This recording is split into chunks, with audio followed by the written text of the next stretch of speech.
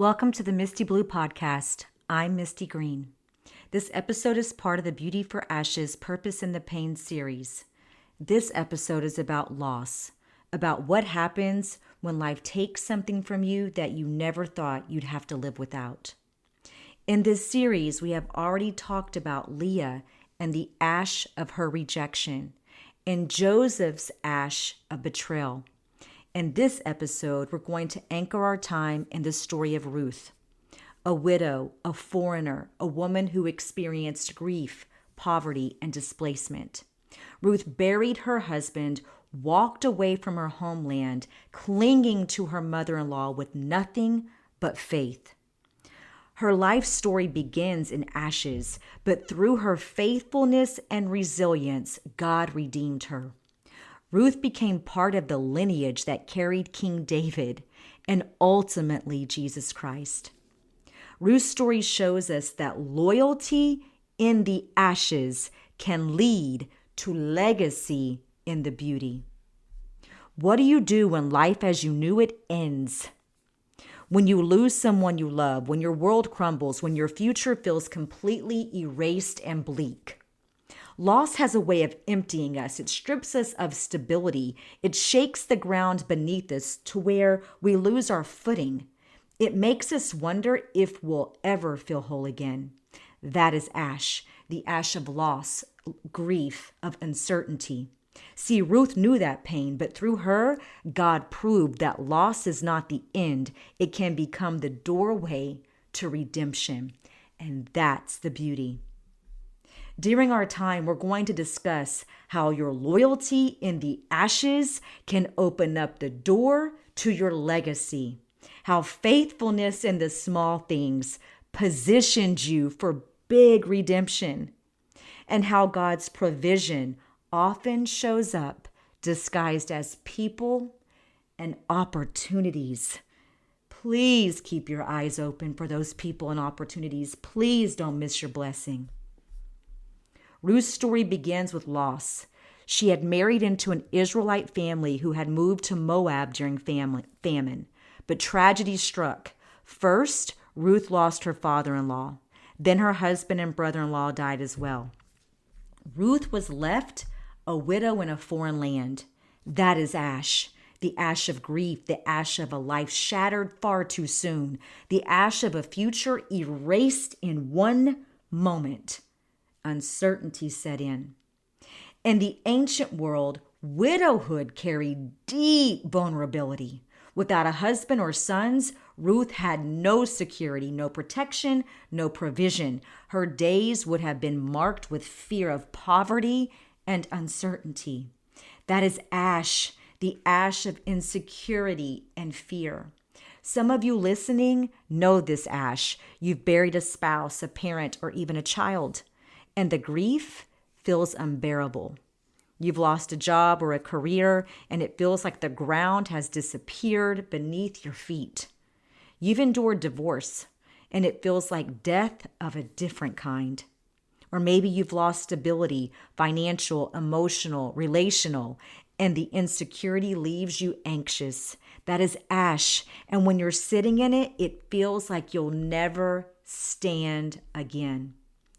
See, Naomi, Ruth's mother-in-law, decided to return to Bethlehem after hearing the famine had lifted. She urged both her daughter-in-laws to go back to their families. Oprah eventually left, but Ruth clung to Naomi. She declared the words that have echoed across history. Where you go, I will go. Where you stay, I will stay. Your people and your God will be my God. See, that was loyalty. Ruth's loyalty was costly. By staying with Naomi, she left her own homeland, her culture, her safety net. She chose a road of uncertainty in a foreign land where she would be seen as an outsider. That is ash, the ash of displacement, the ash of being a stranger, the ash of walking away from what you know into the unknown. Many of us know this ash too, moving to a new city or country, leaving everything that's familiar to you, walking away from relationships that no longer serve their purpose, starting over after divorce or a job loss, or entering into a place where you just don't look like everyone else, where you don't sound like everyone else, and where you don't really feel like you belong. That is ash, the ash of feeling like an outsider. And when Ruth and Naomi arrived in Bethlehem, they had nothing. They were vulnerable. To survive, Ruth went to glean, to pick up leftover grain at the edges of the fields. It was hard. It was humbling work, but she was faithful. And it was in that place of humility that God positioned her for beauty. Boaz, the owner of the field, noticed her. He heard of her loyalty to Naomi, and he saw her work ethic, her humility, her courage. That is beauty, the beauty of being seen in your faithfulness, the beauty of God using ordinary fields to create extraordinary encounters. Boaz showed kindness, he showed protection, and even generosity. He provided food and instructed his workers to do what? To leave extra for Ruth. That is beauty, the beauty of provision in the place of poverty. Your field, quote unquote, your field might look different than Ruth's, but the principle is the same. Maybe your field is a job you don't love, but it keeps you afloat. Maybe your field is caring for children or parents while really feeling completely unseen. Maybe your field is starting small when your dreams feel so big. That may feel like ash, but God often uses those fields as the training ground for your destiny. And just like Ruth, you may be noticed right there, right in that field that feels so small. Naomi, seeing God's hand, guided Ruth to present herself to Boaz. Boaz stepped into the role of kinsman-redeemer, the one with the legal right to marry her and restore her future. Boaz married Ruth. He redeemed her from widowhood and from poverty.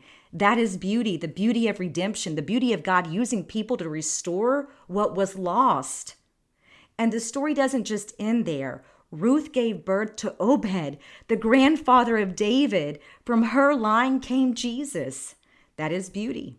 The beauty of legacy born from what? Born from loyalty.